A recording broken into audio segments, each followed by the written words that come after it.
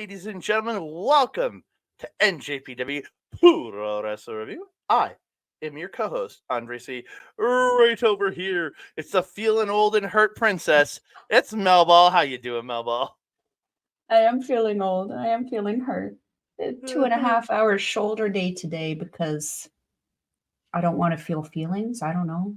Yeah, I'm very crazy. Yeah. Part of the problem. I had shoulders and midsection the last 2 days shoveling a bunch of snow, and I used a snowblower for most of my snow, and I still had areas I had to shovel, and my shoulders, my midsection, everything just to sore. I don't have the luxury of having a snowblower. I I don't. did all of that shit by hand, and I still went to the gym. Not the first day, but goddamn, everything hurts, and I feel my age for the first time in a very long time. Is what it is. How are you doing, my friend? I'm doing all right. I went to the gym yesterday, early morning, and then came home, and then just felt progressively worse the entire day. I don't know why. Just felt like complete crap. And we were supposed to record this yesterday, but or Mhm. for us, I guess is we're recording Wednesday. We're supposed to record on Tuesday, but I just couldn't do it. When we came time, I was like, nope. I'm having a bad night. I wasn't feeling good, throwing up. So I feel better, a lot better today. Let's just say that. Got my color back. I feel good. I'm ready to rock and roll. Maybe just ate some bad cheese or something. I had meatloaf the night before, but my And mom you was didn't fine. have cheese on it? I had meatloaf. No, we put tomato soup on it. I had meatloaf with my mom, and she was fine. So Well, maybe she yeah, didn't eat the cheese. there's no cheese on it. We put tomato soup on it. I just told you that. Maybe it's because I want cheese right now. I'm Oh, on a dude. pretty simple diet right now. I just want to eat My everything. co-host, the cheesy princess herself, Melba. You can call me a little mouse, like Kaguma, big ears. uh, Goodness.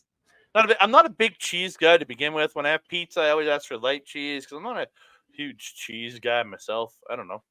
Aren't you French?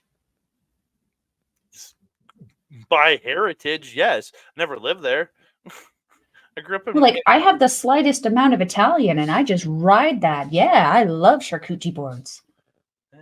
Cheese is fine. We're not here to talk about cheese, though. Are we? I thought this was New Japan Puroresu cheese review. I mean, if that's what we want to do, you know how much I love Gouda. I don't. I enjoy cheese, but I enjoy wrestling a lot more. So we're here to talk about some new Japan Pro Wrestling. But before we do that, I want to thank each and every one of you guys. No matter what way you're tuning into us, we appreciate all of you. If you're tuning into us on the YouTubes, either on Andre Melball Wrestle Talk or Backbreaker Video, thank you so very much for watching the video, and hit the like button, comment down below, share us out to all your friends, family, and aliens. I guess I don't know all the weird things out in the universe. Don't forget to hit the notification bell so you can be alerted every time we drop a new video. Ding dong. Oh, that was close. I don't want anything. It might be Girl Guide cookies, though. You might. I have friends that can get me those. I don't care. I believe they're wrapping up. They're ordering in the U.S. right now for Girl Scout cookies. Not sure. I only know that because my American friends have been posting about it, and I really want some Samoas. And also, if you're listening to us on Sunday Night's Main Event Radio, please either, if you're listening on other Patreon, if you're listening on Patreon, thank you for subscribing to them. And if you're listening to us on the free feeds, please like us on all the podcast catchers. Give us a 5-star review. Say some kind words if you feel like it. If you don't, still give us a 5-star review and say the not kind words. Either way, just give us a 5-star review. I'd really appreciate it. And if you are listening on the free feed, if you want to subscribe to Sunday's Main Event Patreon, I know they would appreciate it. Lots of great content going on over there. So it is time for wrestling. We're going to talk about the New Beginning in Sapporo, Night 1 on February 23rd. Mm-hmm. It is, as Chris Charlton was calling it, Championship Friday. Just 5 title matches on this show. Yeah. Yeah, it was a gold-filled night. And we got the beautiful sounds of Walker Stewart and Chris Charlton. I love these two together. I Mhm. find I still miss Kevin Kelly. Don't get me wrong. That was the voice I listened to since I started watching New Japan, at least on the English side. But just I find these two seem to have a very good working relationship. Only being working Mhm. together for a couple months now. It's good to hear them work together so well. Mhm. Mhm. I have to agree, and it's always nice to have, Chris Charlton every once in a while, shout out the lines that we know and love from Kevin Kelly, like, whenever Hamna comes out, he goes, "Hey, look, it's Hamna." That always makes me feel good. I love the Kevinisms from Chris every now and again. Just to Kevinisms, I love it. I'm calling them the Kevinisms. It's nice to see that or hear that because he's still paying tribute in his like little Mhm. spots when he's watching matches. When Yano does something, he said, now he's saying my monitor went out and things like that, just to play off of the Kevin Kelly stuff. It's what, Yeah. There's somebody else that he does something Doki Choki. but that's Gino Gambino. Yeah, but Kevin used to always do the Doki Choki, like, it's a Doki Like Gino, Choki, Kevin. Yeah, and, like, he Chris he's has just started doing it. but we're not going to get it during the New Japan Cup because I don't think Doki's in it. Boo. That was a poor choice. I Let's switch don't out know. He, Perry. he, he might be in We'll it. I'm take not. He might be in it. I'm not sure, honestly. I haven't. I know some of the participants, and if you want to know more about the New Japan Cup, tune in this Friday on OLE, the Twitch or the YouTube, and check out Japanese Wrestling Update. We'll be talking all about the New Japan Cup. Yes, we will. But we're here to talk some New Japan and Sapporo, New Beginning and Sapporo. So let's check it out. We're kicking off with the Frontier Zone match. It's Shomakato and Tomoaki Yama taking on Toriana and Tomoya, along with their weird devil mascot, little weird devil mascot thingy, Tomakin. Yeah, isn't he the soy sauce I don't guy? know. I I probably. I think he's the thing on the little sauce bottle that Yano has been bringing out lately. I believe it's some kind of oil sauce thing, curry thing. I don't know. Oil curry thing. I Oil just know curry I sauce have an thing. issue with mascots. So, like, it coming out immediately, like, heebie-jeebies. No, thank you. Go back to the back, sir. Stay there. Yeah, Kato and Hanma attack before the bell. Yano runs Kato out of the ring. They double team Hanma. Hanma looks really rough when he's running across the ring. It's like a weird waddle. Like He's stiff. Tanahashi looks like a young spry man comparatively to Hanma. I'm not gonna lie, I feel like the two of them are pretty comparable right now. Um, I would say but Hanma's worse, but that's more neck and back issues over the years. yeah, whereas Tana more has the knee and hip issues. So, yeah, it's kind of like a flip of the coin. I still think that Hamada moves around quite nicely, but, like, we'll talk about it later in the night. Tanahashi actually did fairly well tonight for mobility. Um, yeah, take us into it, man. Yeah, Tomoya is actually 50 years old. Yeah, yeah. Yeah. Looks better than most 20 somethings I know. Yeah, and he's like a journeyman, like been wrestling on the scene for 30 plus years, just Mhm, working the independents, working some smaller promotions and stuff. Yeah, Very impressive. Kato Kato chopping Tomoya with no effect, and he gets a drop by Tomoya with one big old chop. Um, Yano whipping Kato into the exposed corner. Tomoya gets the delayed suplex for a while on Hanma. Hanma fights it off, and another fights off it off or fights off another one, and then hits a DDT. Kato fires up, gets the slam on Tomoya, tries the single leg crab, but Hanma Kokeshi's him to help, or Kokeshi's Tomoya to help, and then he hits a rocket Kokeshi to Yano to like keep him from interfering. While Kato's in the half crab, but Tomoya gets to the ropes. Tomoya gets a modified twister submission on Kato for the win. Again, it just looked like Look at the MMA move, the Twister. Mm-hmm. Yeah. Mm-hmm. What it looked Felt like to that me. felt this match was pretty quick. I mean, it was a pre-show match, so I feel like it was something to get the people going. You know what I mean? But yeah, this was my first time seeing Tomohiro, and Tomoe, yeah. Me too. yeah, this was my first time seeing him. He did not look 50. I don't know what it is about these guys, but man, good genetics out there. They do not look their age. Jeepers.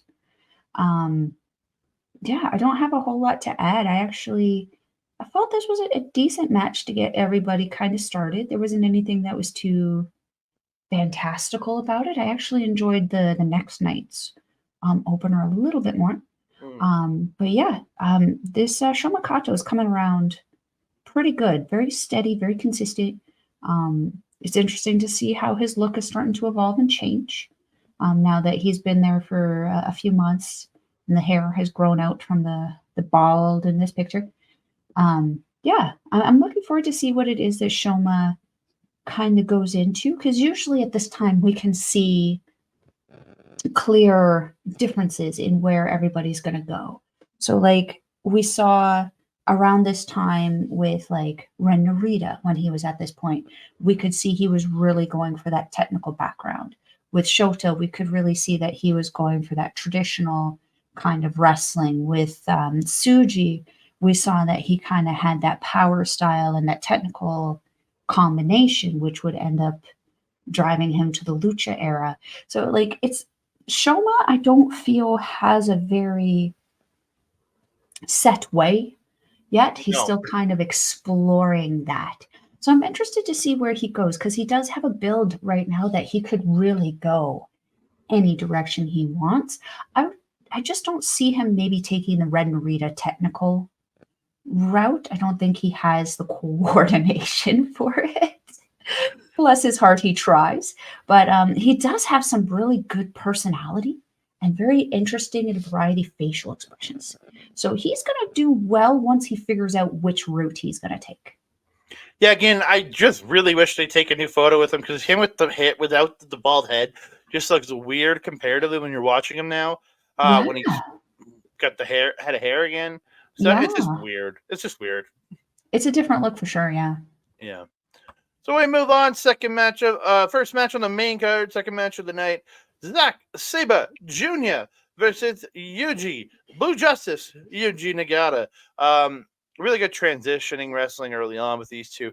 Again, this was a very technical match. Well, they did get into some hard shots and stuff. They did a lot of technical wrestling in here. Mm-hmm.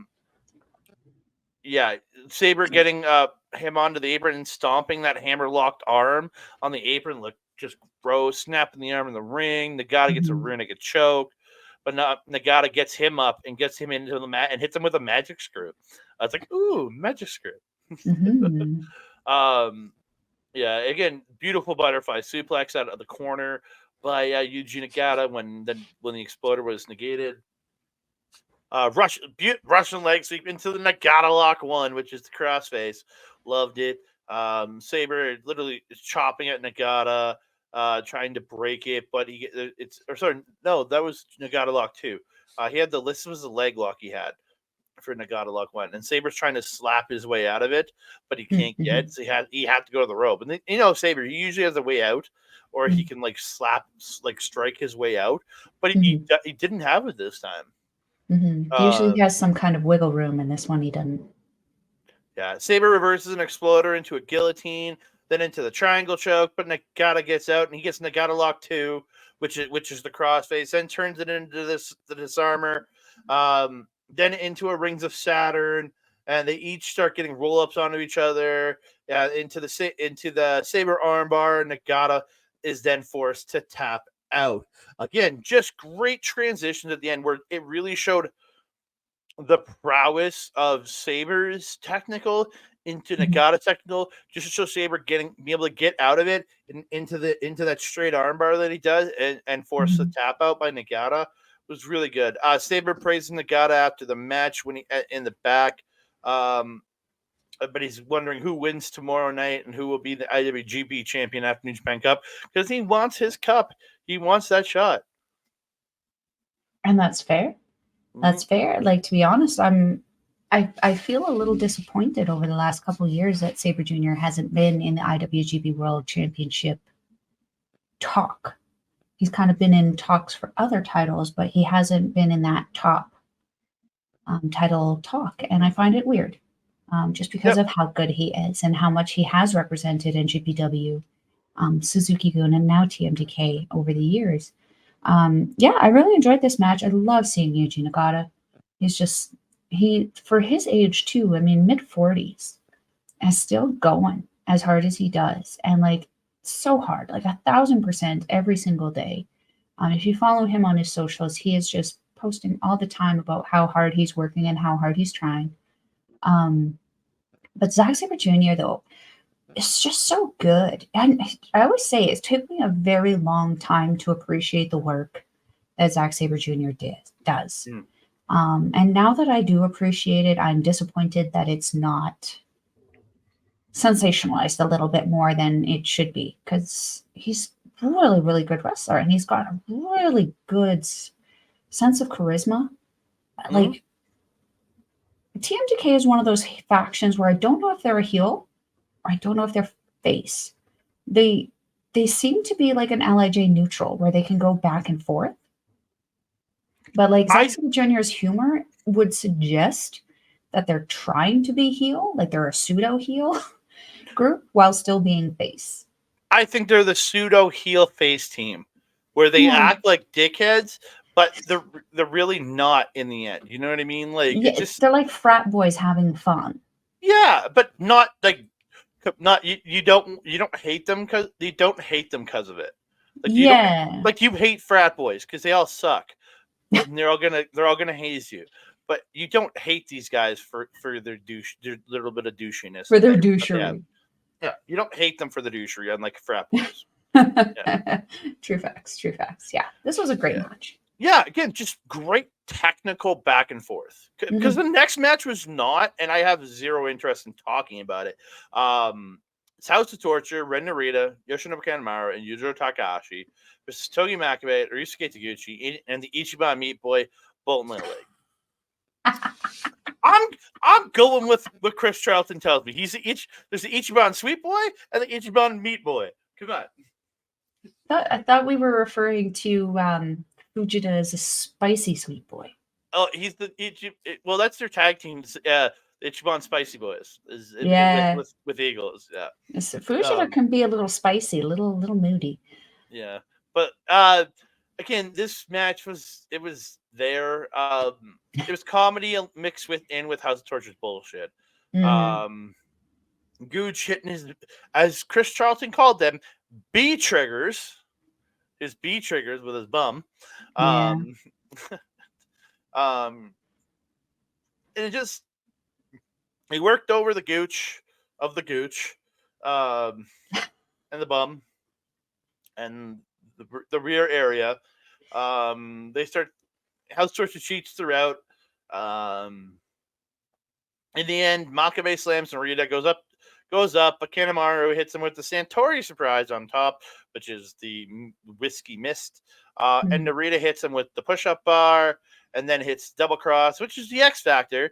And I'm just like, if every move you could have done had to be the goddamn X Factor. And Narita gets the win in a relatively meh match.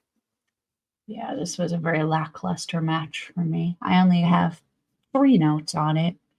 The first being, overall, I felt this match had the least amount of shenanigans of all of the House of Torture matches in the night, which is, a blessing. I also wrote, I assume there's more coming later. There was. So much more. What I did like, though, I really am enjoying, is it the gut wrench thing that Bolton does, where he just yeets them back and forth and back and forth? Everyone got yeeted. It was phenomenal. Couldn't have happened to a better faction. I think, and I really think, just like before, Kanemaru took it the best because he turns himself into a ball. Everybody else is kind of flaily when he does it to them, and you can see, and even like Kanemaru just makes it easy by just tucking into a ball, and you can just easily swing them around. But the guys are kind of flopping. Oh yeah, yeah. Ren Narita, I mean, he took it better than Yujiro. Oh yeah. And when Bolton released him, he did kind of rotate a little bit and landed on his shoulder a little funny, but like that's kind of his fault, not Bolton's.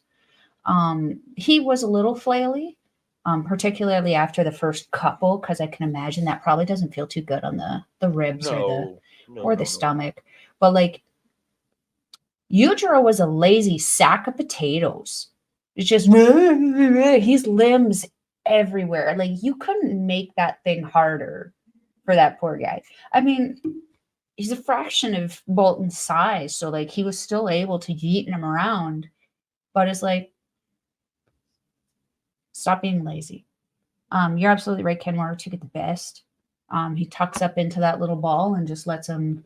Like he could probably go forever with Kanemaru, just back and forth and back and forth and back and forth. It's essentially a medicine ball workout for him. What I found odd about this match was who took the pin. Why? And like I get that Makabe tends to be in that same category as Hiroshi Tenzan, Yuji Nagata, Tiger Mask, Hamna. These are the guys that typically are putting over the younger guys. Mm-hmm. But in the hierarchy of that particular team, I don't feel like I felt like Taguchi was the top guy on the team, followed by Makabe, followed by Oleg, just in a hierarchy of student teacher stuff. So it was odd to me that Bolton was not the one to take it, but at the same time, I recognize they're trying to build this guy. They want to build him into a monster, and I get it. In the last show we reviewed, in the tag match that Bolton and Taguchi were in, Taguchi took the pin. Yo pinned Taguchi, not Oleg. Yeah. Again, I think they're trying to do young lioning him and keeping him in losses. He's not winning matches. They want him in a point where they want to turn this guy into like have this impressive beast. And if you're having him being pinned by, I'm sorry, Ren Narita, Yujiro, or Kanemaru, it looks bad. We're having a Makabe lose or a Taguchi lose at this point, like not Makabe's not in the title picture, never will be again. Maybe him and these three win a never title at some point together. I don't know, but again, that's the best he'll do is winning a never 6-man title. And again, but having him lose doesn't hurt anything, right? But that being said, there are a number of things that they're cutting corners with Bolton. There's something that I've noticed in the last couple of weeks with Oleg in particular, and that's his ringside presence is not particularly presenceful. Does that make sense? He's there, but he's kind of walking around. He's not doing the young lion job. I don't see him grabbing the gates. I just see him walking up after and closing the gate and putting it back into place. He's not doing what Kato and what's the other one's name? The baseball Other bald player. kid. Other bald kid. The baseball player guy. What's his name? Hold on. Other bald kid. Tetsuya Murashima. Murashima, yeah. He's not doing the sense of urgency that they are, where they're running in there and grabbing the gate. He's kind of like, I don't want to say he's kind of like almost acting superior, but there is a certain difference of level that's becoming obvious. He's also farther above them in point in the Young Lion system.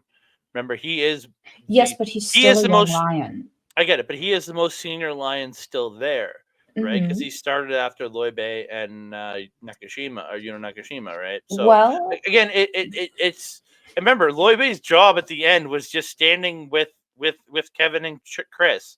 That was his job. He wasn't doing the around the ring shit.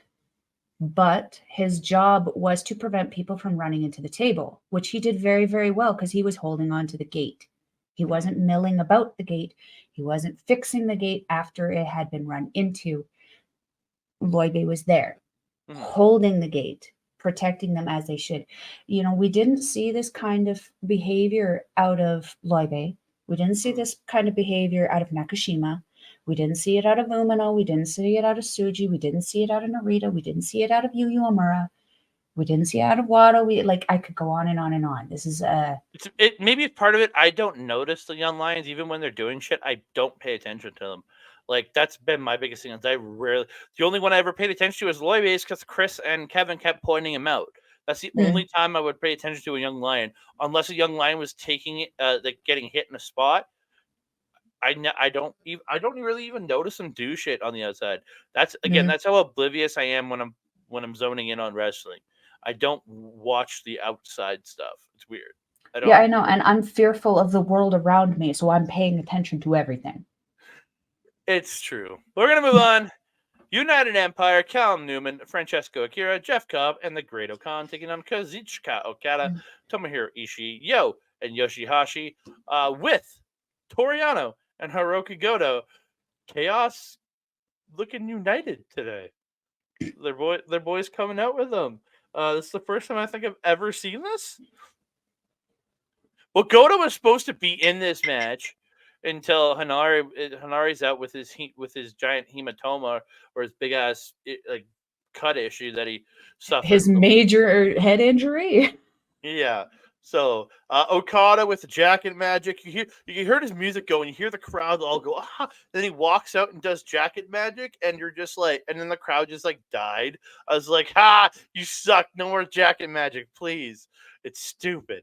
Like, it's just so dumb. When you go to WWE, you don't need jacket magic. They have augmented reality. You don't need jacket magic there. Come on. Yeah, but you don't get the jacket magic unless you're watching the WWE programming at home. If you're live, you don't get it. At least with the jacket magic here, you get both live and the at-home experience. But how many people? I agree, it was underwhelming. Yeah. Khan slapping Okada across the face on the rope break was just like, ooh. Everybody seemed to really be going after Okada in this match. Everybody, and Khan selling he wants to have another match with Okada. And we'll talk more about that on Friday, because Okada's comments saying he's never returning to New Japan. Preview there. Again, it just seemed really weird being that this is the second last match, and Khan's trying to sell a program with Okada. I was very confused by this. Unless they're setting this up for Forbidden Door, I don't know. I don't know. There's a lot of factors in on that one too, though, because Great Okan is the current KOPW champion, and that is the championship that Okada created, right? And then immediately abandoned. He wasn't even in the first match to crown the champion. That was the thing. He was in that weird tournament, but that was it. I don't know. Wasn't that the year that Ibushi sky sparkled his face, though? I don't remember. Khan with his beautiful ripcord judo flip to Yo, where he spun him out, he spun him out Rainmaker style, and then judo flipped him over. So good. He needs to put that as a regular into his repertoire if he hasn't already, and I just haven't noticed, because goddamn, that was so good. Yeah. Cobb comes in at one point when Ishii's in, hits the slam, the standing moonsault. Ishii comes back, gets the lariat, but Cobb gets the belly to belly, but Ishii comes back with his own suplex to Cobb. Just big boys beating just throwing each other around. It was great. Cobb hitting that sweet drop kick to Okada. Tags out. Newman comes in, just firing up on Okada. Just that running pump kick that he does. He's bounce, bounce, bounce, bounce, bounce, pump kick. So good. This kid's gonna be something. And then hits a corner drop kick and the PK for 2. Newman with strikes, and kind of gets him up for landslide, but he slips out, hits a roundhouse, and gets, as I'm calling it, the new cutter to Okada. But the pin gets broken up, which is the Os cutter. But I'm giving it to it was given to him, man. It was given to him. Everyone hitting each other in and out, hitting each other, big moves.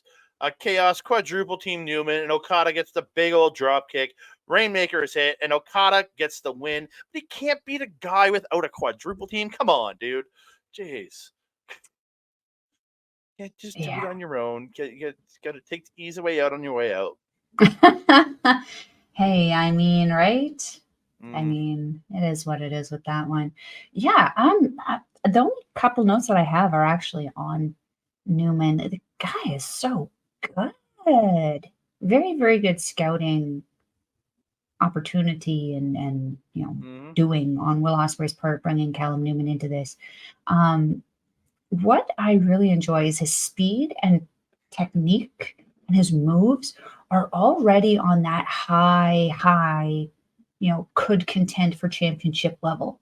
His problem right now, I think, is he is with a team that just oozes confidence and charisma.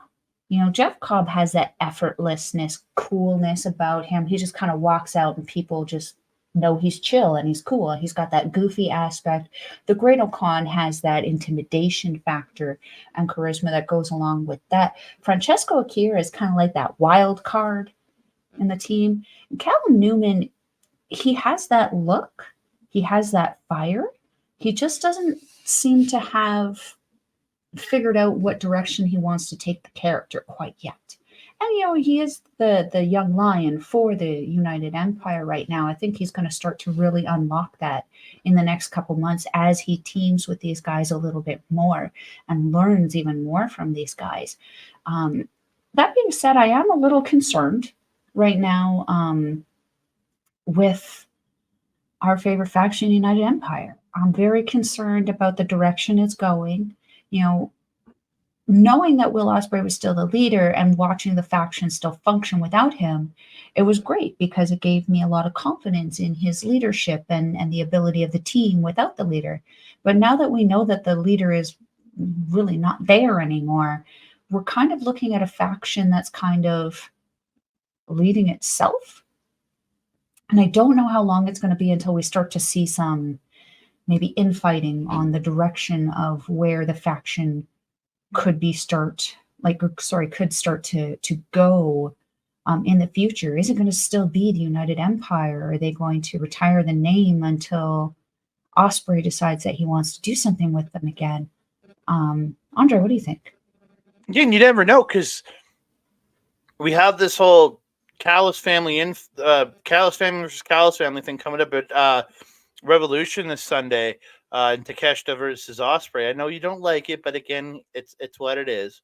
The match itself sounds great. It's just the fact that Don Callis's name is on it is what's the frustration. Okay, I'm sorry. It's the family versus the family versus family match. And I have this feeling that Ospreay isn't, now that I think he's was used in the family for a reason, to give him that edge while he was the part-time guy. I think now, as he comes in as a full-time guy, I think he'll become more. I think he'll branch out on his own, bring Fletcher back over to the light side, and get him back in green instead of in the red, and get him back as part of and they'll do the Empire thing when have Davis come back, because he should be coming back from his injury pretty soon. So I do like the red on Kyle Fletcher, though. It looks good. Don't get me wrong, but I think you're going to see the Empire unite in New Japan or in AEW. So again, they're going to have that. If they have that connection, you might the team will be how it is. So I hope that is the case, because that is definitely what I would like to see. And I've mentioned that I like seeing the factions in professional wrestling starting to spread across multiple companies. We've seen it with LIJ, we've seen it with Bullet Club. United Empire is just the logical next step. Yeah, so speaking of LIJ, you have Tetsuya Naito, Yota Tsuji, Hiromu Takahashi, Bushi, and Shingo Takagi versus, again, just 5 guys, Sonata, Takamichi Inoki, Doki, Taichi, and Yuya Uemura. I'm really hoping post New Japan Cup, we're not watching this feud continue, because please, on the 24th they had their LIJ versus just 5 guys war and showdown. Yeah, so again, it's please stop. I'm done. It's been just under a year since this feud started. So I'm not gonna lie. Like I get that there's only so many stories and feuds and stuff that we can have, but this one has really been done into oblivion for me. haha, into oblivion. Yeah. Um, Again, it's similar to everything else. Everybody's brawling at the start. mhm. Naito blocks Paradise Lock, and then a minute later, Sonata blocks the Combinacion Cabron. Duki and Hiromu come in, have this super fast, entertaining spot together. Who? Doki and Hiromu, Okay. Doki and Hiromu has a super fast encounter. I'm sorry, I'm just quickly reading things off. It's fair. It's fair. I'll just correct you. Great spot in this match. Yurimura jumping to dodge the spear and landing in the Boston Crab. So good. Mm-hmm. Great back and forth striking with Tsuji and Yurimura. Shingo and Taichi beating the piss out of each other. In the end, LIJ team up on Taka Michinoku. Bushi hits the dive to the floor onto Taichi, and Takagi hits the pump bomber on Taka Michinoku for the win. This, to me, was the least important match on the entire show outside of the Frontier Zone match. And again, I hate to say that. I even say the House of Torture match was like At least it had a story. I weirdly had more entertainment out of that than I did this because I'm looking forward to watching the 5 singles matches, but after that I'm done. I'm just done with this feud. Yeah, we really do need to be done with it because it really is at this point. What else can they possibly do? Mm-hmm. They've been doing this for so long. They're running out of stuff. They're running out of ideas. We need to recycle, reduce, reuse, go to something else. The only few things that I wanted to say or add to this, love Tsuji's hair. He looks so good. But then love Yurimura's hair. Love Yuya's hair. I do actually, because it looks exactly like Tsuji's, only dry. You know, he doesn't wet it like Tsuji does, but I think Tsuji's wet hair looks better. Because it's usually dry by the end of the match anyway. I really want to shout out Taka Michinoku's coat, especially now with Airbender having just come out and everyone's binge watching it, myself included. Good golly, Miss Molly. I've only ever seen 2 episodes of the anime. No, I liked them. Don't get me wrong, but I only got into it like a year ago. I watched them and then I just got filled up with other stuff. So I've never gotten around to watching the show again. Good, a couple episodes that I've seen, really good. Like it's really cool. So good. I might have seen 3 or 4 episodes. I don't know, but I've seen the first few episodes. Not my cup. Again, it's not my cup of tea. It's just wasn't on my radar to really get hooked into. And then this live action, I'm like, fuck. Now they're doing what One Piece did. I don't know. You know, I mean, a lot of people hate on the movie. I personally really liked it. I'm really happy to see that people are back on. Oh, I saw that movie. I really liked it personally, but I thought that the casting in it was great. But the live action, now that we're completely off topic, the live action Avatar is Lord Fire Lord guy, daddy. Anyway, that's for another episode. Yeah, that's for a completely different episode that you can probably catch on OLE. But again, back to the original topic that I was going for, Taka Michinoku. He looks like a waterbender with his gear, just splashing it right off there. I love it. Tearaway gear at its finest. Just saying. Mitch Clark, step your game up. I don't think there's anybody with better tearaway gear than Taka Michinoku. I would have to agree. And we saw tearaway jeans recently too. Mm-hmm. Who had the tearaway jeans? I was freaking out about that. I can't remember, but it was Taka Michinoku. Best tearaways. Best tearaways. Yeah. It was that Top Talent, wasn't it? Weston King. That's the one. Yes. It's the King, Weston King. Yes. Anything you got nothing else? No, we're good. All right. Time to talk about the first of 3 title matches I actually enjoyed on this show. The IWGP Women's Championship, Mayu Iwatani versus Mina Shirakawa. The story also leading in this, Mina's never beaten Mayu 1-on-1 because Mayu was her senior. when they were in Stardust together, and she was Mhm. kind of mean to her, and then she broke off with Tam Nakano to start Cosmic Angels, and that whole little story. And that was kind of on her own, in her own little thing, trying to go after the title.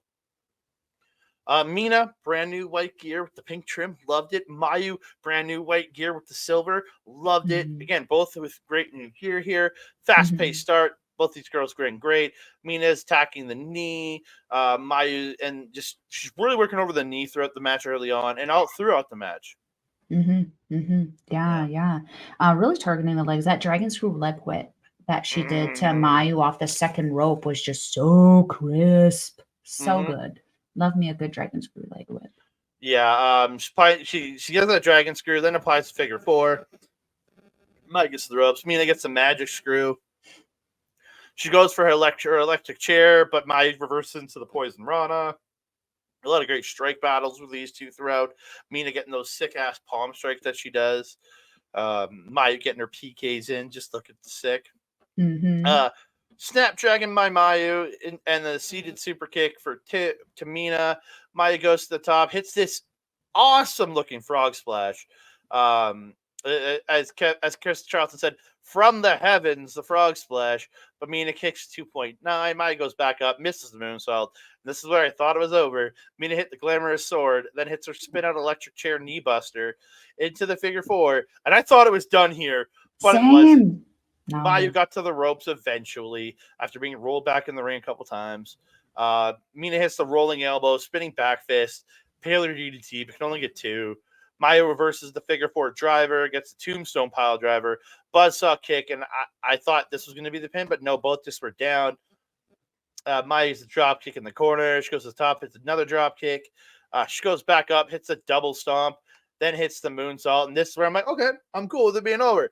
Mina kicks out at 2.9. I'm like, okay, let's go. Mina, let's go.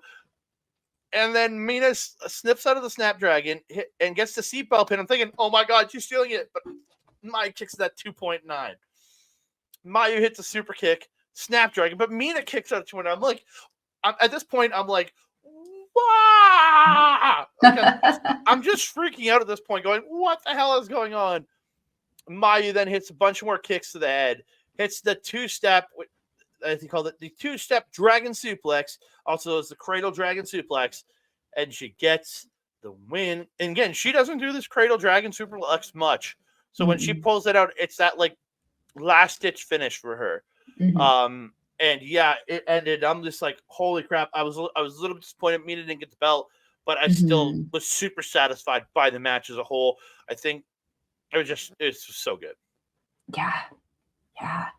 And like, Andre, how do we feel about the crowd, the NJPW crowd, getting a taste of Mina Shirakawa's entrance dance? I'm not even gonna lie. I was watching it on my TV, and as soon as it came out, I like went and danced along with her. Like, yes, queen. So good. I like her headbanging dance though, but with Micah's music, music, yeah. Micah's music, it makes sense because it's a rock song, whereas like Mina's song, it's a very like fiesta song, very much a song. Yeah, I don't have a whole lot to add to this. You kind of got all the big spots that I had mentioned.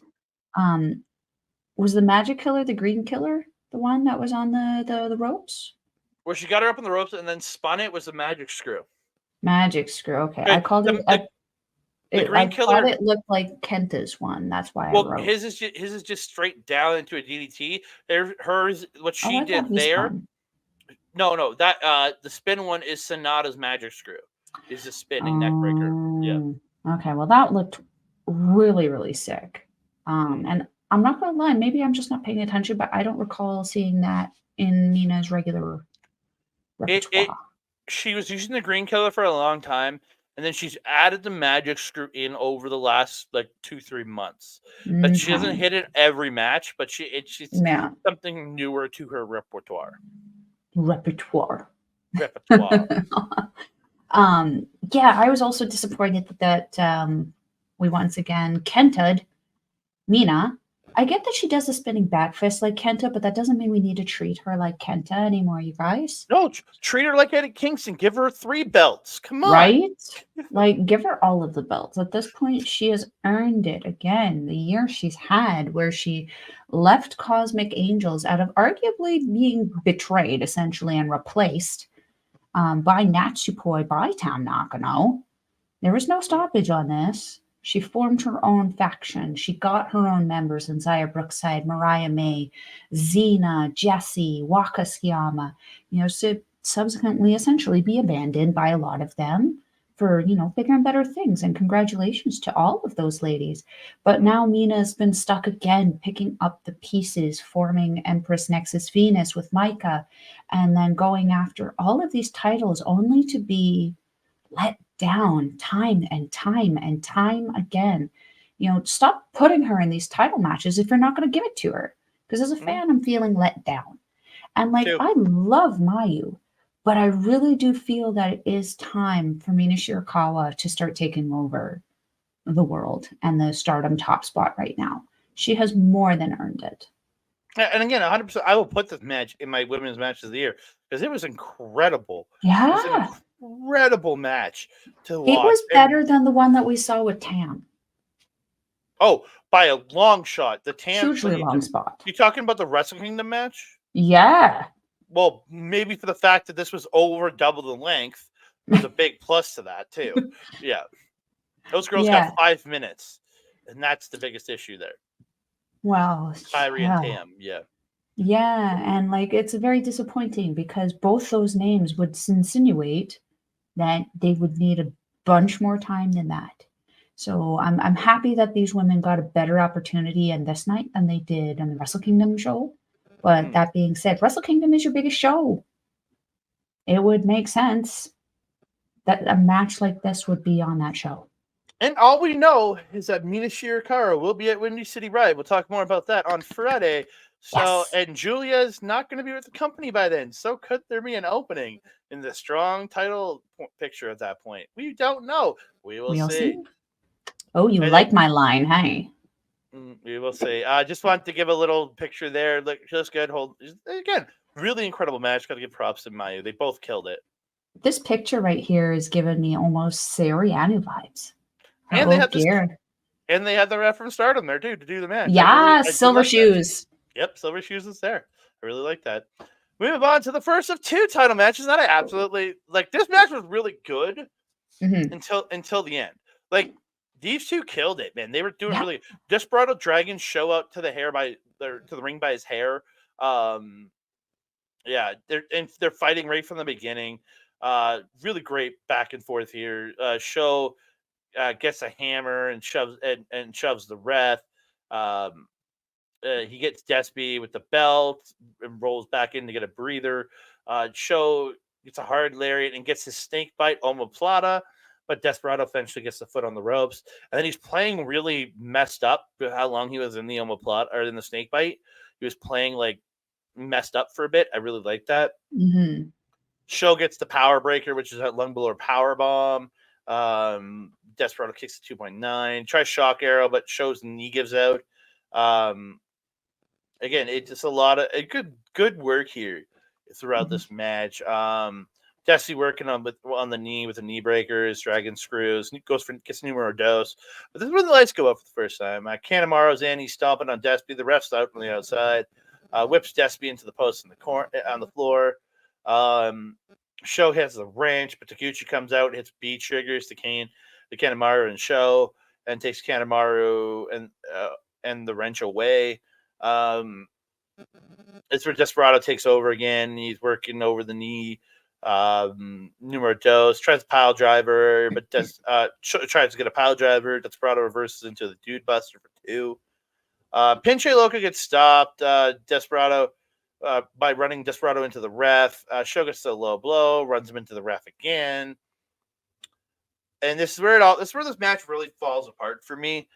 Is when the ref got hit here again. The first little bit and Taguchi making the save, I was like, okay, that sucks. But at least Taguchi make the save. It gave you that, okay, I'm cool with this, right? Mm-hmm. But again, this is where everything kind of fell apart. Sho gets the belt. Desperado hits the punch, stop the belt shot. Sho hits him with a chair on a suicide dive attempt. Sets the chair up on the floor, puts Despy on it, crack. This is the one I was talking about on the last show. He gets like, he goes to hit him, and he cracks him on the shoulder over his head, and then the official stops another chair shot. And this is where Despy gets the low blow. Then he slams Sho onto there, and then he does that baseball swing at the chair and just sends them both flying.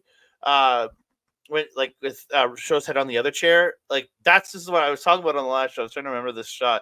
It was just that baseball style swing of it. It was a crazy spot there.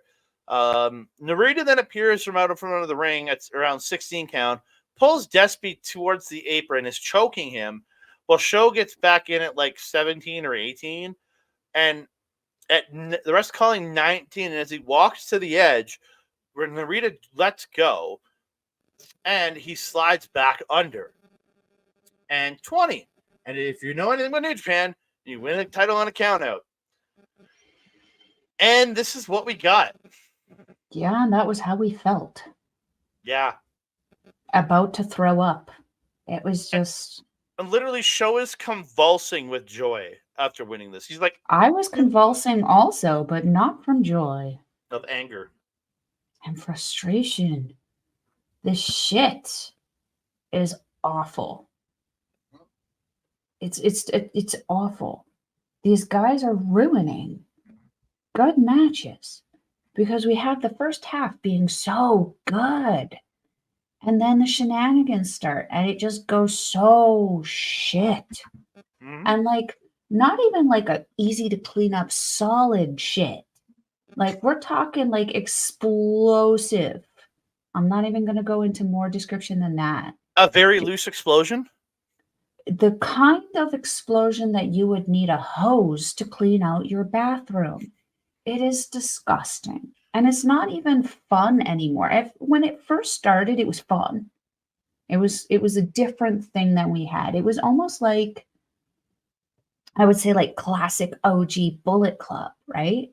Like the shenanigans they would pull with Balor and Fale and Tama.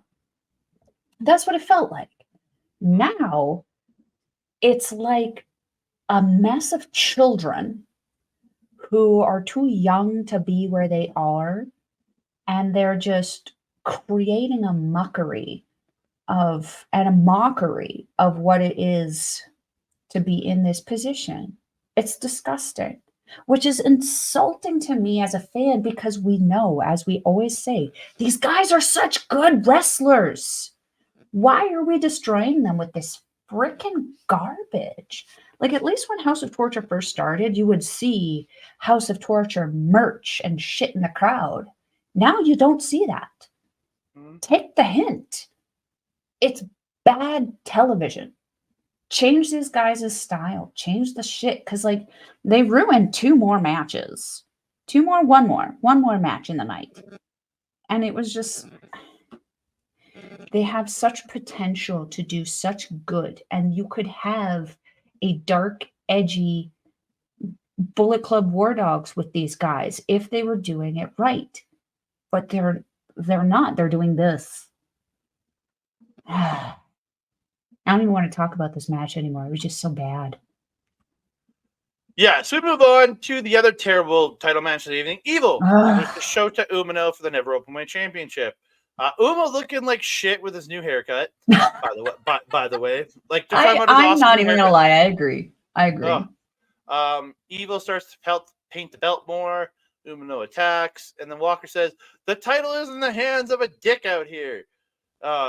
Again, the best parts of this match were Walker and Chris making dick jokes. About the dick. That's the only good spots. What was the dick on dick contact? Yeah, when they did the upside down dick punch. Yeah, I wrote that down. The scrotum sack. Again, right from the beginning, they're using Togo attacking on the floor. There's not really a lot of great to this. Umino got some good hope spots in throughout, but again, it was just... It was bad. This was not enjoyable. This was less enjoyable than the last match. As I read more and more, I don't want to recap. There's a great spot where Umino reverses the Everything is Evil into a crossroads. Oh, yeah, that was good. Great spot there. The dick wraps around the neck of Umino with the garrote. Yeah. Made sure to say it like that. The Magic Killer gets fought off, and he gets a tornado DDT to Evil off of Togo. Mm-hmm. He takes out Yujiro when he shows up, and he takes out the dick. Umino calls for somebody, and he gets a Snapdragon, but Evil kicks out as the ref is late to make the count. Blades missed. They reverse each other. Umino hits a gun stun for 2. Mm-hmm. Which is nice to see. He's made this, at least the gun stun's going to get carried on by Umino. Blaze Blade by Umino, but Evil runs Umino into the exposed corner, hits a lariat, hits Darkness Falls. Umino kicks out at 2.9. Everything is Evil, and Evil retains the title. Evil sprays even more black paint on the belt after the match. Again, just a miserable match of just so much interference that it took it out of me completely. And they took every ref out, every single one. Marty Asadi got yeeted. That little one. 3 refs in this match? Yeah, because Kenta Sato was the last one out there we can see in the picture. Marty Asadi was the one who started. Mm-hmm. And then the other ref, is it Sakamoto? The young guy from the States, right? You're thinking about our favorite one, the one with the very expressive face. Yeah, I'm thinking about the opening ref. Like ref that usually does the opening couple matches. Longer hair, and I have the same workout shoes as he does. I think his name is Sakamoto. He got yeeted as well. Just copy and paste what I said about the last match here. I'm sick of the shenanigans. I'm sick of these guys ruining good matches. They're supposed to be title matches. This is supposed to be a prestigious title. And it's I know we're about to get a new title, clearly, because he's vandalized the hell out of it. Well, I think whoever wins this title from Evil is going to be the one to introduce the new version of the belt. I think Umino's going to walk around with a black belt because it's going to symbolize House of Torture and the darkness. You know what I mean? I think that's what it's kind of going for. They are the darkness, and we don't want cuddles. You can stay in the frickin' darkness. I'm so sick of seeing these guys. And it's so terrible because we know Evil is a good wrestler, but this gimmick is atrocious. And we know Dick Togo is a good wrestler, but this gimmick is atrocious. Yoshinobu Kanemaru, but not a fucking wrestler. This gimmick is atrocious. It's slowly devaluing all of the wrestlers involved and all of the wrestlers that they put their hands on. It just takes away so much momentum from the company having these guys on the show. And look how many times we had to suffer with these guys. There were 9 matches on this show. 3 of them had these guys in it. It's too much. It's like we're getting back to you remember back in the day, in the good old days. When we used to dance to the Jigaloo. On the Wednesday. Back in the day, it was a Wednesday. Anyway, as I was saying, way back in the day when we went to PWA and we would have 7 or 8 matches on them, and that stupid fracking faction, the Millennial Rebels, all had to have single matches. So in an 8-match show, for the show was them, they were the local House of Torture for me. And I had 12 people coming with me to those shows every single month. After a few torturous moments, I had to struggle to find people to come with me to these shows because they didn't want to see this faction. We're getting to a point where it's are we going to start to see that with NJPW? I'm not going to stop watching, but I'm also not going to stop complaining so long as these mamma jammas are on my television screen. Mm-hmm. Again, I'm just done with House Torture. Let's move on to actually a pretty goddamn good match between Hiroshi Tanahashi and Matt. So this for the NJPW television title. Good mat-based wrestling to start. They get into pulling each other's hair at a point. It was funny. Nice springboard cross by Tanahashi, but Riddle rolls through into an armbar. Tana rolls to the ropes and gets to the floor. They go back in and out, and then Tana hits a plancha onto Riddle on the floor, which I'm like, dude, your knees. Like, dude, your knees. Scoop slam, but he misses. He misses the flip senton, and this where Riddle hits a running knee to the face for 2. Riddle gets the head scissors over the top, and it's an apron PK, a PK off the apron. Then hits the corkscrew broton to Tanahashi on the floor. Riddle hits the senton in the ring, lands on and then lands on the knee on the floating bro. So it looked a little bit like it looked a little rougher with him landing on Tana's knee. Like I don't know, or it just looked rough for Tana to put the knees up. I'm like, why, dude? Mm-hmm. Like, just out of the way. It's safer for you. And like, didn't it end up hurting both of them? Both of them reacted on that. Oh yeah, because but Tana's always has the knee selling, right? Tana does get twist and shout and the sling blade for 2. Riddle dragging Tanahashi over the ropes, but Tana slips out, gets a dragon screw in the ropes. Tanahashi goes to the top, and and he goes for aces high in the ring, but Riddle jumps up, hits the final flash knee. Just looked great to Tanahashi coming out of the air. Looked really good. The trade pinfalls back and forth off the Bro Derek attempt. They trade strikes and kicks. Riddle then hits another final flash, picks them up. Bro Stone for the win. And Matt Riddle is your new television champion. Yeah. Can I be honest? What's that? This was a solid match, but it was a little underwhelming for me. Yeah, I think we could have done more. I don't even think it was a could have done more problem. It was just, I don't feel there was any build for it. None. So for me, when Riddle's music hit, I felt the same way the crowd did. There was no excitement for him to come out. And then when he won, the same thing. It was crickets. They weren't excited. There were some cheers, and like it wasn't like the place was completely dead, but it did not feel like somebody. It was the white people in there cheering. Yeah, probably. Yeah, but again. Yeah, it was very. It wasn't as I thought it was actually a very solid match. I felt that Riddle treated Tana very, very well. He made Tana look like a freaking beast in this. Tana looked mobile. Mm-hmm. And I think that was all Riddle's fault, which is great because it's a good fault, not a bad fault. I knew what you meant, yeah. Yeah, it was a positive in this. And like, thank you, Riddle, because it's been very hard for me to enjoy Tanahashi matches because I just feel like I'm watching, a grandpa kind of waddle across the ring. But Tana was going in this.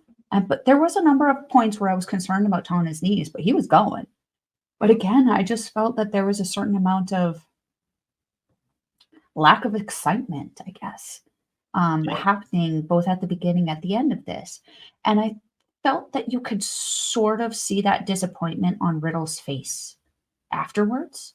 In the ring, he kind of looked a little confused, like, why isn't there more going on? Okay, well, here's my title. I win. Yay. Bye, bro. Well, it's because the crowd doesn't like. I understand you're an ex-WWE superstar, but not the Japanese crowd. They don't know you unless you're at a certain level in the WWE. They don't know. They don't care about who you are. Again, I mean, look how they reacted to Mercedes. Mercedes was a prominent name in WWE, but even Mercedes coming out had a very underwhelming, pomp and circumstance from the crowd. You have to play yourself up, and that's what the build is for. Because there was no build, I don't think there was anything for people to be super excited about, which is disappointing because, again, this is the best Tanahashi's looked to me in a very long time. So post-match, he's yelling, "What do you think's going to happen? I was going to come to Japan and lose? No way, bro." And then backstage, he says he showed up, beat the boss, took the title. He can't wait to defend it sooner than later. I can't defend against anybody. It has to be Zack Sabre Jr. He was and he calls him the king of. He's the king of dickheads. Or sorry, he said he was called the king of dickheads by Zack Sabre Jr.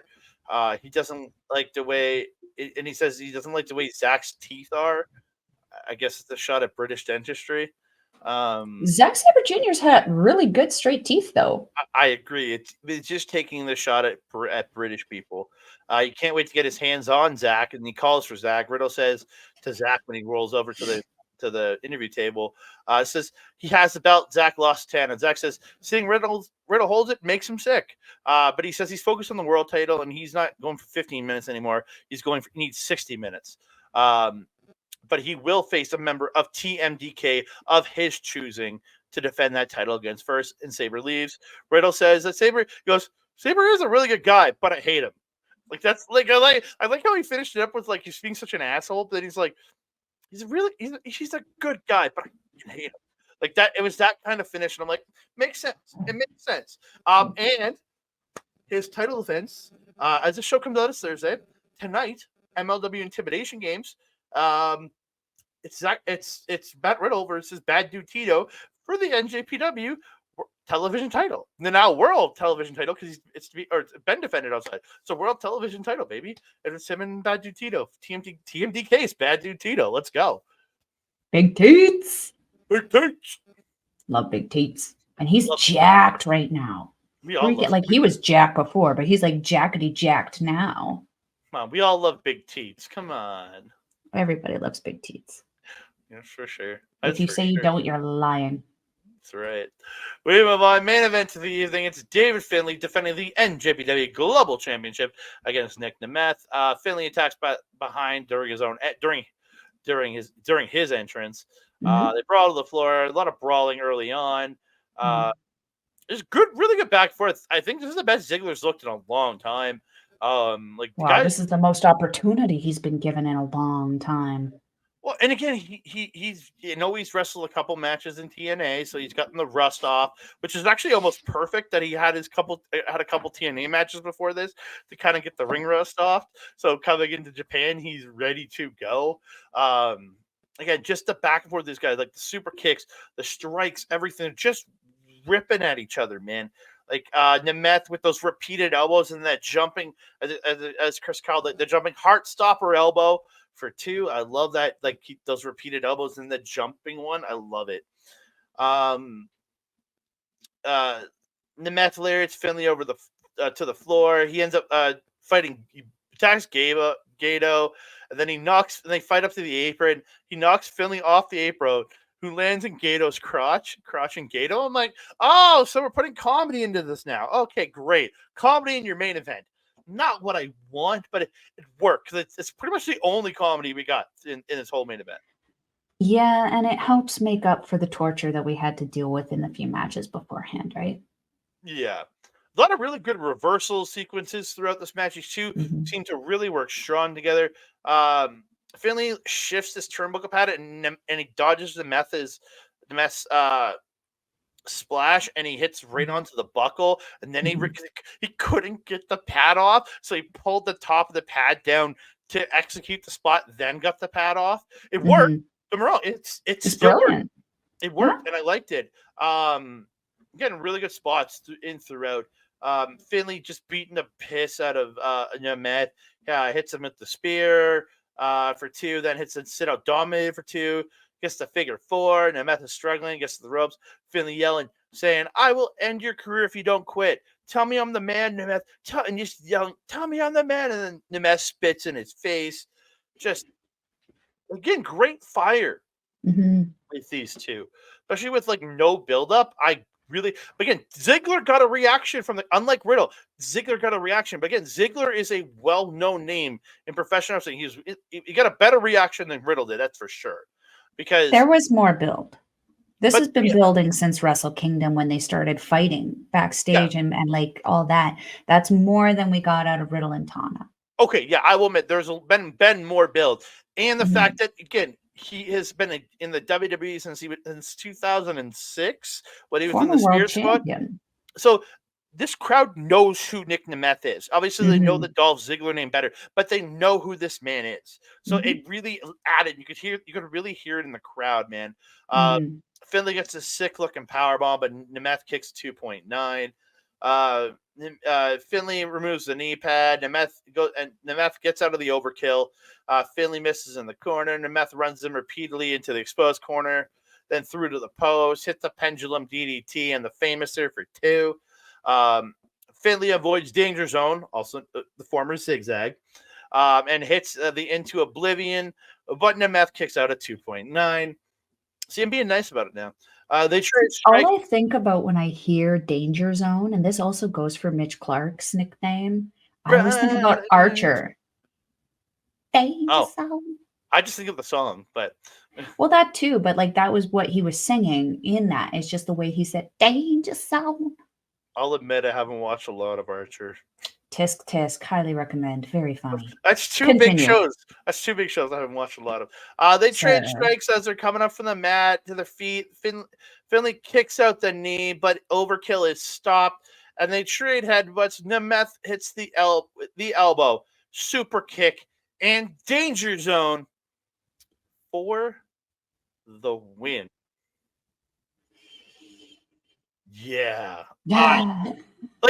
I enjoyed this match. Outcome I'm not sad about, but I feel bad for Finlay, who did all that work leading into the global title match, got the belt, and drops it to Ziggler a month and a half later. Like And like, I feel for Finlay because I was so hoping to see this guy being pushed to the top.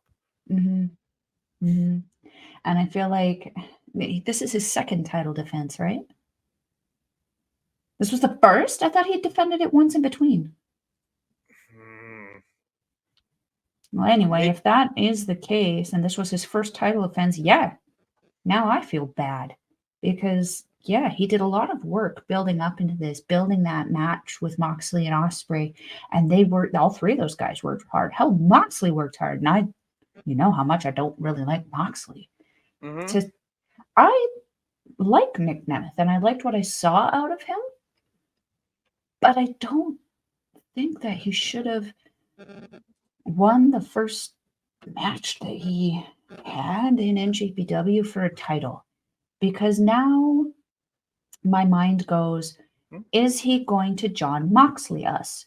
Is he going to go back to North America, take that belt with him, and just stay there for a year before Well, acknowledging that the belt is happening or that he has it? This is my concern because people go peep. news coming out of the 24th, Nemeth did challenge Hiroshi Tanahashi to face him at Sakura Genesis, and we are getting Tanahashi versus Nemeth at Sakura Genesis. That is not the opponent I want to see, but at least Ziggler's coming back to defend the title after with the New Japan Cup in March. I understand why he won't be there. That's fine. I'm not mad at him for not being there in March, but he's facing Tanahashi, and I'm like, Tanahashi's on a roll. Like, I just want to face the guys from North America before just to get them in before I retire. Nic Nemeth is not going to give Tanahashi the same match that fucking Matt Riddle just did, though. No, but and the thing is, Ziggler is a selling machine, which he did in this match. I consider him in the same breath as Shawn Michaels in how good that this man sells. He's done the same as Shawn Michaels, that he makes everybody look good in the match he's with. I just don't think it's going to work against a Tanahashi. No. No. I 100% agree with everything you just said. The problem is that he can sell like a mamma jamma, but the person giving it to him needs to also be able to be on that level, and Tanahashi is not. I was so happy and also sad about Tana dropping the TV title because I've been very critical, and I still am very critical of people who are in top positions of companies, like the promoter, like the owner, like whatever, having titles, let alone multiple titles. Until this night, Tanahashi technically had 2 titles because then they vacated the trios title, the never openweight 6-man title, and now he's down the TV title. It concerns me because now I see this as, so Finlay dropped the title first defense to Nemeth. Is Nemeth going to drop his first defense to Tanahashi just so that Tanahashi can say, oh, I'm a, what is it, the 7? I don't know. Title now at this point? No, Well, man, you're done. Let your legacy be what it is. You don't have to have every title that is in your company. You've already outdid Jay White, who had the record first, and then Tana got it after him. You've already let it go. By winning the never openweight titles and winning the TV title, you've already exceeded Jay White. You don't need more. Just go to the bottom of the card, please. Go to the open matches. You don't need to be you can be an attraction for New Japan in the opening position. You are the ace. I understand. You're the guy, but you have a new ace. You have Umino. You have other guys. You have guys that can be the new ace. Go go do multi-man tags, and it's still a draw to people because they still get to see Hiroshi Tanahashi. El Presidente. Like, yay. But, like, I don't need to see Hiroshi Tanahashi in any match higher than the 4th match on the card because there's no reason. And I'm sorry, he's not at that workhorse level anymore. He's too injured. He's too, and I'm sorry to say, too broken. He is not going to have a good match with Nemeth. I'm very concerned about that. That kind of level needs to be matched. Nic Nemeth should be facing someone on Finlay's level or higher. You know, he should be facing, like, throw out a name, man. Like, we could literally suggest anybody else. Shane Haste. Ren Narita. Like, even Suji. with like, there's so many names that could be in this match, but they're not. Yeah, like, for someone who said that they wanted to make stars out of the people that they have, you're kind of taking away a lot of spaces for people who you could make stars. Tanahashi should be not in this match. And I'm very disappointed to learn that. I did not know that. That was a spoiler for me. But it was after the show, so it wasn't even a show thing. So it was a post-match interview thing. But yeah, I didn't watch those. But it's time for us to get you on out of here. We've been here for almost an hour and 20 minutes. You can find this guy on the I hit Mel's. You can find me on the X Mastodon Blue Sky and Hi That Canada Guy, TikTok, Instagram, and Threads at That Canada Dude. You can find me on Facebook at Andre Melball Wrestling Talk. You can also find me right here on the YouTube page, or if you're watching us on Backbreaker Video or listening to us at Sunday'sMainEvent.com, go check us out at Facebook.com/ or at YouTube.com/ at Andre Melball Wrestling Talk. You can also find us over on Sunday Night's Main Event. You might be listening to us there. If you are, please give us a like it and whatever podcast catch you are. Subscribe to the channel, all that fun stuff, and give us a 5-star review on whatever podcast catcher you're listening to. We would really much appreciate it. I want to thank all our friends at SundayNight'sMainEvent.com for supporting us. And if you want to hear us in audio form, if you're watching us, SundayNight'sMainEvent.com or Patreon.com/SNME Radio. Also, you can find me on OLE this week. Wednesday, it's right after we're going to record this. I'm doing this show, but it's out already. Go check out Marvel Talk from this week, where me and Ed are doing Marvel Talk Rebound, talking Thor. You can check that out on replays at youtube.com/ at our local establishment. Tonight, if you're watching this on Thursday, tonight I am doing the MLW Intimidation Games watch along with our boys Bobby Smokes and Bobby Smokes, Bobby Martin and Papa Smokes. That can be the tag name. That can be Bobby Smokes. That can be Bobby Smokes. Bobby Smokes. Bobby Smokes. We're doing the MLW Intimidation Games watch party as we watch the show and react throughout with Satoshi Kojima versus Minoru Suzuki in the main event of the evening, and Matt Riddle versus Bad Dude Tito Big Toots for the NJPW Television Championship. You can also find a lot of great art, great content over on Backbreaker Video. I want to thank our boy Mike the Ref for all the great support. You can go and support him over there. If you want to support him, watch him live, talk about wrestling, go over to twitch.tv/Mike the Ref, where he does his AEW watch alongs on Wednesdays and Saturdays, and also plays video games on the other days of the week. So a lot of great video game content from there. If you want replays of his gaming content, go to youtube.com/@backbreaker_gaming. We even had content from him, Mr. PJC, Mr. Rick Jules, and the freaking guest, Kayla J. Kayla J. Love Kayla J. Yeah, she said. J. Where can they find you, Melball?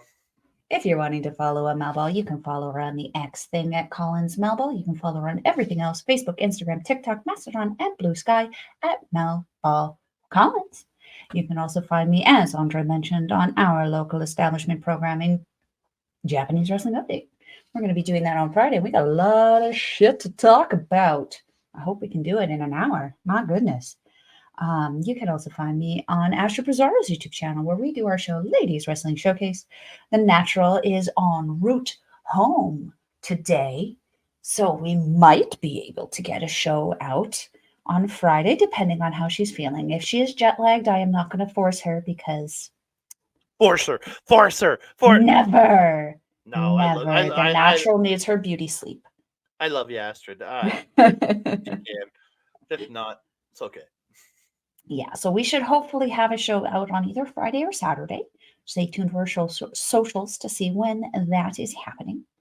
If you're wanting to watch NJPW, we will leave a link in the description box below. It is njpwworld.com. It is 999 yen, or approximately 10 Canadian. Shout out Sean Spears, and congratulations to Sean Spears for returning to WWE NXT. Best place for him. It's going to be the place where he is going to be utilized properly. But off topic here. It is 10 Canadian, or approximately 750 the claw. According to this girl, because I checked my bank account this month, still an amazing price to watch some amazing professional wrestling. You can watch the stuff we talked about today. You can go back and watch Jay White. You can go back and watch the formation of the United Empire as the Great Okan leveled Okada Kazuchika Okada. Got to get used to saying that name again. NJPWworld.com. Andre, my trusted friend and colleague, do you have anything else to say to the beautiful people? Again, just want to thank everybody for tuning in and supporting us as they always have. Again, if you're watching on other of the YouTube pages, go and like the video, subscribe to the channel, comment down below. We love hearing from you. We love talking to you about professional wrestling. Share us out to all your friends, family, animals, aliens, creepy fourth dimensional beings, whatever they are. And don't forget to hit the notification bell so you know every time we drop a new video. Ding dong. Hello. And if we are, you are listening to us on Sunday Night's Main Event Radio, please again subscribe to the channel. If you want to support them on Patreon, please go ahead. Lots of great shows over there on the Patreon, on the free feed. A lot of great stuff over there if you want to hear us in audio form. And if you're listening to us in audio form, yes. And that being said, I am your Melball. Over there is Andre. We will see you next time. Adios.